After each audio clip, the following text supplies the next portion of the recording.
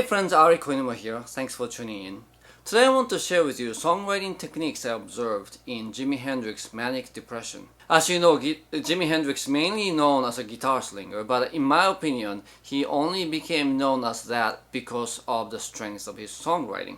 His songwriting is really actually advanced and brilliant, and became the perfect vehicle for his own guitar playing, and that is part of the reason why he became as well known and mystical as he became eventually. As I looked at this song from the songwriting perspective, I noticed that there are 6 different songwriting techniques that I can observe here. So I want to sort of share with you one by one.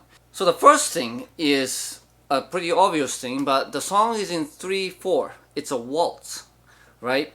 And waltz is actually fairly rare in rock music. You can have a lot of rock music in 6/8. 1, 2, 3, 4, 5, 6, 1, 2, 3, 4, 5, 6, right? But actual waltz that goes 1, 2, 3, 1, 2, 3, I can't think of an example. I'm sure they exist out there, but rhythm is probably one of the most important ingredients in a song, and when the rhythm and something as fundamental as the meter of the song is unusual, it goes a long way toward, distinguishing itself against the sea of generic 4/4 songs. I might challenge myself to write a song in 3/4 one of these days. I don't think I have a 3/4 song. I think I have a 6/8 songs, but not 3/4. So that would be an interesting challenge. While we're talking about the rhythm, there is definitely a rhythmic motif here, right? The swing of this rhythm. So that ta ta ta ta ta ta ta ta ta ta ta ta ta, that swing rhythm there, it shows up somewhere else in the song too.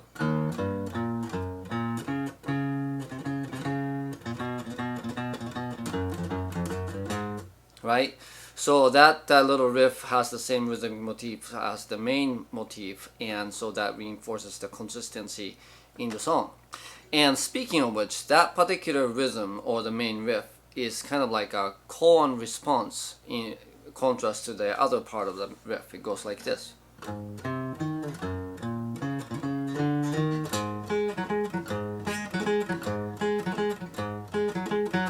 Right? So the guitar riff is doing the call and response all on its own, and the call and response is one of the classic songwriting patterns that is used all over the place. In rock and roll, it's typically done with like a singer and a guitar riff, kind of like you stop and sing the verse, sing a line, and then the guitar riff comes in, kind of thing. So it's kind of interesting to see that done all by itself on the guitar riff part, but he sure does it, and it works really well. Now this call part, we can observe that it is using a triadic melody here. That's an A, that's a G, and then the other part too has a triad. So this is E, and then this is G.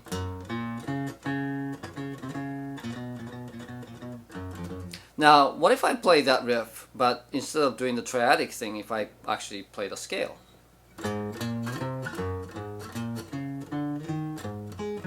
Right? All of a sudden it becomes a lot less interesting. Triad is a great way to add interest to a melody, and riffs are no exception. The other interesting thing about this riff is that they are kind of actually uneven lengths. So I can't, count and play this at the same time. So I'll play this for you, and then I'll sort of put the numbers on the screen. But it goes kind of like this.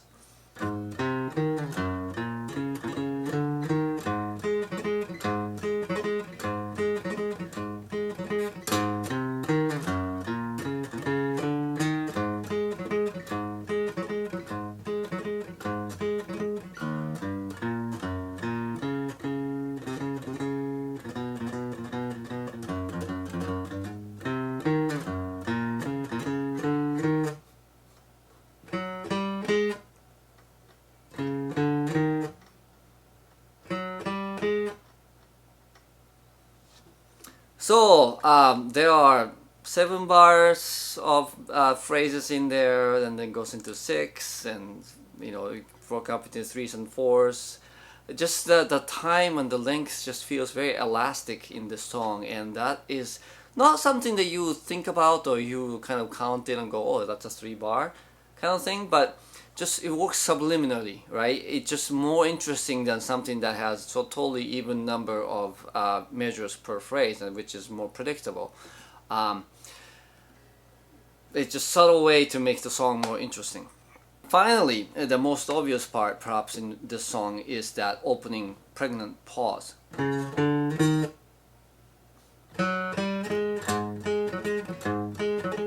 And then when that refrain comes back, he's using that to sort of deliver the punchline there. And a pause or a break is a great songwriting technique. It creates contrast, it creates drama, it creates anticipation. I love putting pauses and spaces in songs. It's a really, really effective way to write songs. Okay, so count them. I observed 6 songwriting techniques. The one about having it be 3/4, and then about rhythmic motif, triadic melody, chord response, uneven phrase length, and then pregnant pause. So it might be short and concise song, but he knew what he was doing when he wrote this song. He just totally was made to be a memorable little gem. Yeah, Jimi Hendrix is a brilliant songwriter, and that's my tune, and I'm sticking to that. Okay. Alright, that's all I have for you today. Thanks again for watching. I'll see you next time.